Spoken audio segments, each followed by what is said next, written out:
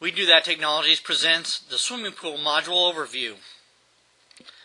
The swimming pool module consists of 3 sections: the membership passes, swimming lessons, and pool reservations for parties. Now switch over to the home page or the login page. The dummy account that anybody can use is any town, and the password is city together, C-I-T-Y, C-I-T-Y.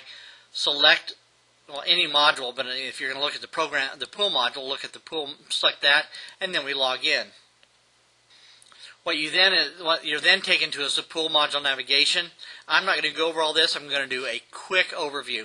Now, it said that there was 3 sections: a brand new pass, a brand new lesson, and a new reservation, and the calendar. It comes up to calendar first, so you can make sure you're not making a reservation over a date and time that already has a reservation in it. These buttons can be placed out on your website so that your citizens can then go in and do everything: make the reservation, sign up for the pool, for the lessons, or create a new pool pass depending on what your city wants to do. First, we'll look at the brand new pool pass. It will put in the pass number and today's date, and then you will simply fill in the rest of the applicable information. Now, if the clerk does it, they will have this information available right off the bat. If it's a citizen, they won't see this. They'll simply create the pool pass, or actually they won't be able to create it. They actually have to come into the office and have you. Typically, they print it on cities, printed on different colors so they can distinguish from year to year.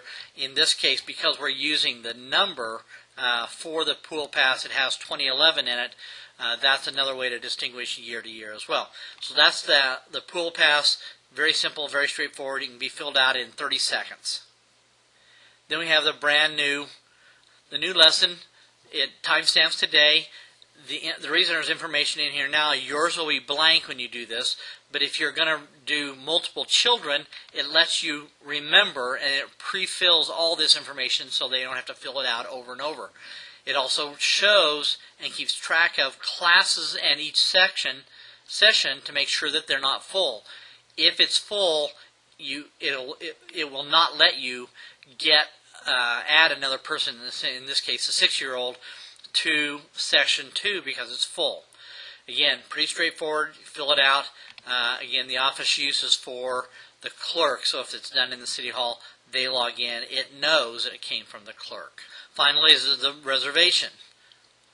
Okay, it shows you the calendar first, so if there is something, as long as it says open, every place that it says open, you can click on and you can go in and reserve it. So let's say Wednesday night at 7 p.m. on the 15th of June is open. You can put your information in. It stores away the date and the time. You simply say 1, 2, or 3 hours and how many people you expect, and it does calculations based on what your rates are. Again, office use only.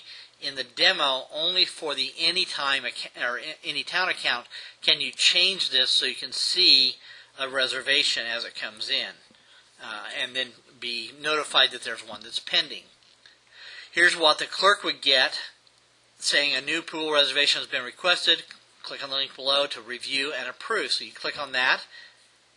It would take you then, as you log in, back to here. You do the pool status of pending, and okay, in pending, what happens is if someone has not put any money down and there's no amount due, then it's pending, which is the way it would happen if one of the citizens filled out the form, because they don't have the ability to put in any amount paid. So anyway, it just gives you a list of people. You simply click on the list, takes you back into their page with the date and time, how many hours, and then the clerk would fill in their information about how much they paid, how much down, how much was due left.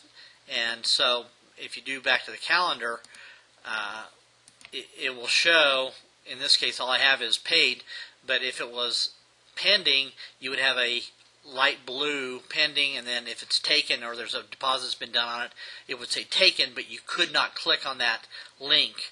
I have it so you can click on it in as a clerk, but you can't in the public one.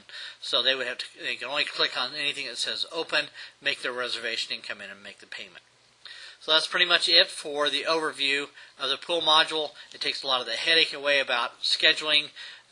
You're not going to have people overschedule times because it shows right here on the list, and it keeps track of that to the latest minute, really, of anyone doing anything to update their pool. And you can make this flexible so it shows all of the dates and each of the hours that you say you want available for that. Those are the 3 modules that will help you maintain it. You'll also be able to do reports for swim lessons each day, which will help you keep track of people that are in and those who haven't shown up.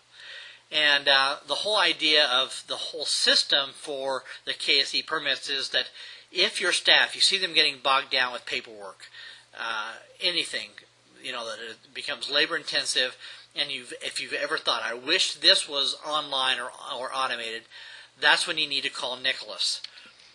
Our website is ksepermits.com, or you can pick up the phone and call me 316-285-9599, and we're headquartered in Wichita, Kansas. I'd love to meet with you, see what we can do to help you. I have 6 modules. You can review each of those and see if they would fit your needs. Our idea is to take the sting out of automating systems for small towns and small cities, so they don't have to pay the big bucks, and yet they still have a very powerful system at their fingertips. Thanks for reviewing, and if you have any questions, please give me a call.